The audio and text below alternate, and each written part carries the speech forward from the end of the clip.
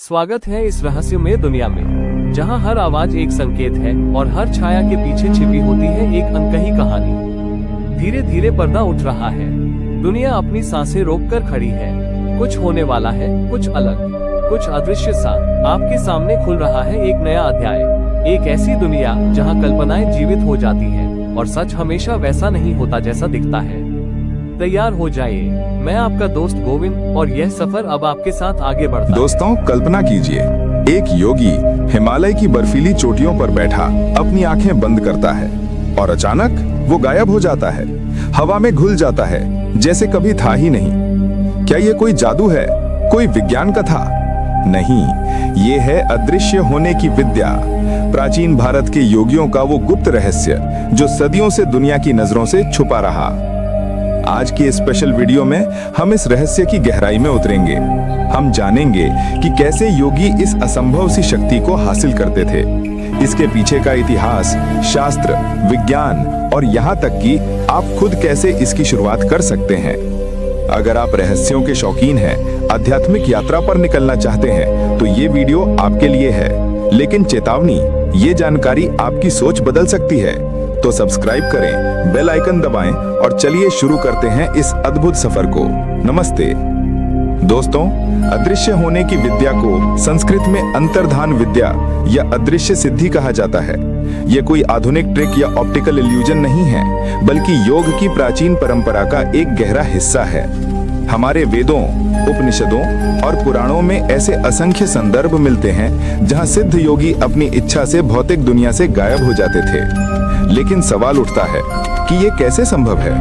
क्या ये सिर्फ मिथक है या इसके पीछे कोई वैज्ञानिक और आध्यात्मिक सत्य छुपा है? योग शास्त्र बताते हैं कि हमारा शरीर सिर्फ मांस और हड्डियों का ढांचा नहीं है, ये एक ऊर्जा का केंद्र है, प्राण ऊर्जा, जो पूरे ब्रह्मांड से जुड़ी हुई है। जब एक योगी अपनी साधना के माध्यम से इस ऊर्जा को पूर्ण रूप से नियंत्रित कर लेता है, तो वो अपनी चेतना को इतना सूक्ष्म बना लेता है कि उसकी उपस्थिति दृश्य जगत से ओझल हो जाती है। इसे समझने के लिए कल्पना कीजिए एक बूंद को जो समुद्र में गिरकर खुद को खो देती है, लेकिन वास्तव में वो समुद्र बन जाती है। यही है अदृश्य होने का मूल सिद्धांत, एकत्व की अवस्था, जहां मैं और ब्रह्मांड का भेद मिट जाता है। ये विद्या योग की अष्ट सिद्धियों में से एक है। अष्ट सिद्धियां वे 8 महाशक्तियां हैं जो योगी को समाधि की अवस्था में प्राप्त होती हैं। इनमें अनिमा यानी सूक्ष्म होना, महिमा यानी विशाल होना, गरिमा यानी भारी होना, लघिमा यानी हल्का होना, प्राप्ति यानी कुछ भी प्राप्त करना, प्राकाम्य यानी इच्छा पूरी करना, ईशित्व यानी नियंत्रण और वशित्व यानी वशीकरण शामिल हैं। अंतर्धान सिद्धि इनमें से एक है जो योगी को अदृश्य बनाने की क्षमता देती है। लेकिन ये सिद्धि आसानी से नहीं मिलती, इसके लिए सालों की कठोर तपस्या, ध्यान, प्राणायाम और आत्मनियंत्रण की जरूरत होती है। आज की दुनिया में जहां विज्ञान हर चीज को सवाल करता है, ये विद्या हमें चुनौती देती है। क्या हमारी आंखें सब कुछ देख सकती हैं?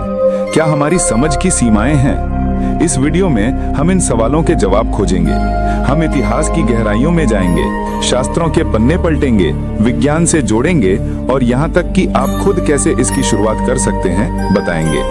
तो अगर आप तैयार हैं तो चलिए आगे बढ़ते हैं इस अद्भुत सफर को। अब चलिए इतिहास की उन गलियों में जहाँ इस विद्या की कहानियां बिखरी पड़ी हैं। प्राचीन भारत में योगी और ऋषि मुनि ऐसी सिद्धियों के लिए जाने जाते थे जो आज की कल्पना से परे हैं। महाभारत काल में अर्जुन को द्रोणाचार्य ने युद्ध कला के साथ साथ ऐसी विद्याएं सिखाई थी जिनसे वो युद्ध के मैदान में अदृश्य होकर शत्रुओं को चकमा दे सकता था। कल्पना कीजिए कुरुक्षेत्र का युद्ध, जहां अर्जुन अपनी इच्छा से गायब हो जाता है और शत्रु भ्रमित हो जाते हैं।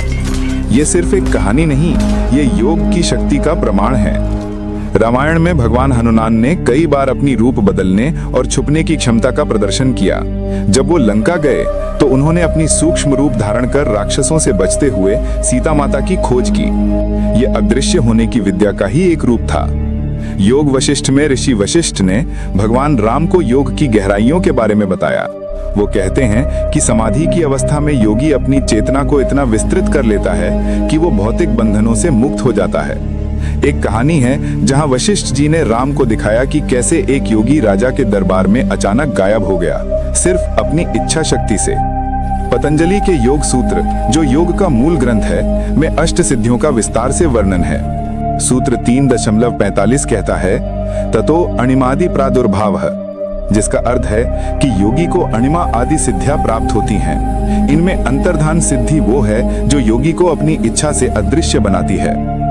कठोपनिषद में यमराज नचिकेता को बताते हैं कि आत्मा की शक्ति से मनुष्य कुछ भी कर सकता है, जिसमें अदृश्य होना भी शामिल है। हिमालय के गुफा योगियों की कहानियां तो और भी रोचक हैं। कहा जाता है कि आदि गुरु शंकराचार्य ने अपनी यात्राओं में ऐसी सिद्धियों का उपयोग किया। एक बार जब वो बहस में फंस गए तो उन्होंने अदृश्य होकर अपने विरोधियों को चकित कर दिया। तिब्बती बौद्ध परंपराओं में भी, जो भारतीय योग से प्रभावित हैं, एक फैंटम बॉडी या अदृश्य शरीर की अवधारणा मिलती है। आधुनिक इतिहास में स्वामी विवेकानंद ने योग की इन शक्तियों पर चर्चा की। उन्होंने कहा कि ये सिद्धियां योग के मार्ग में बाधक भी बन सकती हैं, अगर योगी इन्हें स्वाध्याय उन्नति के बजाय सांसारिक लाभ के लिए इस्तेमाल करें। लेकिन कई योगी, जैसे कि गोरखनाथ और मत्स्येंद्रनाथ, ने इन सिद्धियों को हासिल कर दुनिया को दिखाया कि मनुष्य की क्षमताएं असीमित हैं। ये कहानियां हमें सिखाती हैं कि अदृश्य होने की विद्या कोई जादू नहीं, बल्कि कठोर साधना का फल है। ये हमें प्रेरित करती है कि हम भी अपनी आंतरिक शक्ति को जगा सकते हैं। लेकिन याद रखें, ये विद्या गुप्त इसलिए रखी गई क्योंकि गलत हाथों में पड़ने पर ये खतरनाक हो सकती है। अब बात करते हैं इसके पीछे के विज्ञान और दर्शन की। क्या अदृश्य होना सिर्फ आध्यात्मिक बात है, या विज्ञान से इसका कोई कनेक्शन है? आधुनिक भौतिकी हमें कुछ दिलचस्प जवाब देती है। क्वांटम फिजिक्स बताती है कि हमारी दुनिया ऊर्जा और कंपन से बनी है। हर चीज, आपका शरीर, पेड़, हवा, एक स्पेसिफिक फ्रीक्वेंसी पर वाइब्रेट करती है। योगी अपनी साधना से इस वाइब्रेशन को बदल लेते थे, जिससे उनकी उपस्थिति हमारी आंखों की दृश्य रेंज से बाहर हो जाती थी। उदाहरण के लिए, प्रकाश की तरंगे जो हम देखते हैं वो विजिबल स्पेक्ट्रम है। अगर कोई अपनी ऊर्जा को इंफ्रारेड या यूवी में शिफ्ट कर ले तो वो अदृश्य हो सकता है। योग में ये वाइब्रेशनल अलाइनमेंट के माध्यम से होता है। कुंडलिनी योग में सर्पेंट एनर्जी यानी कुंडलिनी मूलाधार से सहस्त्रार तक उठती है और चक्र सक्रिय हो जाते हैं। प्रत्येक चक्र एक ऊर्जा केंद्र है। मूलाधार लाल रंग का, स्वादिष्ठान नारंगी और ऐसा ही आगे।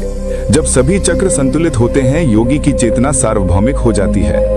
वैज्ञानिक अध्ययनों से पता चलता है कि ध्यान करने वालों के दिमाग में थीटा और गामा वेव्स बढ़ जाती हैं, जो क्रिएटिविटी और एकत्व की भावना पैदा करती हैं। हार्वर्ड के अध्ययनों में योगियों के एमआरआई स्कैन्स दिखाते हैं कि उनके ब्रेन के पार्ट्स, जैसे कि पैराइटल लोब, कम एक्टिव होते हैं, जो स्व और अन्य के भेद को मिटाता है। ये ईगो डिसोल्यूशन अदृश्य होने का मानसिक आधार है। दर्शन की बात करें तो अद्वैत वेदांत कहता है, ब्रह्म सत्यम जगत मिथ्या। जगत एक भ्रम है और योगी इस भ्रम को तोड़कर सत्य में विलीन हो जाता है। तत्वमसि, तू वही है। जब योगी इस सत्य को अनुभव करता है तो वो अलगाव की भावना खो देता है और अदृश्य हो जाता है।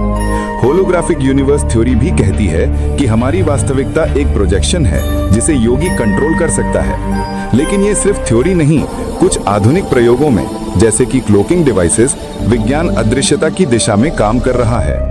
मेटा मटेरियल से प्रकाश को मोड़कर चीजें छुपाई जा रही हैं। योगी इसे प्राकृतिक रूप से करते थे, अपनी ऊर्जा से। ये हमें बताता है कि योग विज्ञान से आगे है। अब सबसे महत्वपूर्ण हिस्सा, कैसे आप इस विद्या की ओर कदम बढ़ा सकते हैं। याद रखें, पूर्ण सिद्धि दुर्लभ है, लेकिन शुरुआत सभी कर सकते हैं। यहाँ विस्तृत कदम है। ध्यान की शुरुआत, रोजाना 30 से 60 मिनट ध्यान करें। विपश्यना या ट्रांसेंडेंटल मेडिटेशन से शुरू करें। सांसों पर फोकस करें, विचारों को आने जाने दें। ये मन को शांत करता है और चेतना को सूक्ष्म बनाता है। प्राणायाम अभ्यास, भस्त्रिका, अनुलोम विलोम, कपालभाति सीखें। ये प्राण ऊर्जा को नियंत्रित करते हैं। उदाहरण, अनुलोम विलोम में दाईं नथुने से सांस लें, बाईं से छोड़ें। इससे चंद्र और सूर्य नाड़ियों का संतुलन होता है। आसन और शुद्धि, हठ योग आसन जैसे सूर्य नमस्कार करें। सात्विक आहार अपनाएं, फल, सब्जियां, दूध, नट्स, विषाक्त पदार्थों से दूर रहें। शरीर शुद्धि से ऊर्जा प्रवाह बेहतर होता है। कुंडलिनी जागरण, क्रिया योग या शक्तिपात के माध्यम से चक्रों को सक्रिय करें। एक योग्य गुरु की देखरेख में करें, क्योंकि गलत तरीके से खतरा हो सकता है। अगर आप ये कदम उठाएंगे तो आप धीरे धीरे इस शक्ति की ओर बढ़ रहे हैं। अदृश्य होने की विद्या सिर्फ शक्ति नहीं बल्कि एक आध्यात्मिक उपलब्धि भी है। ये हमें सिखाती है कि हम इस शरीर के परे आत्मा और चेतना के स्तर पर जीते हैं। जब आप मिस्ट्रीज का सामना करते हैं, कुछ चुनौतियां भी आती हैं, मगर घबराएं नहीं, योग की सहायता से आप इसे सीख सकते हैं।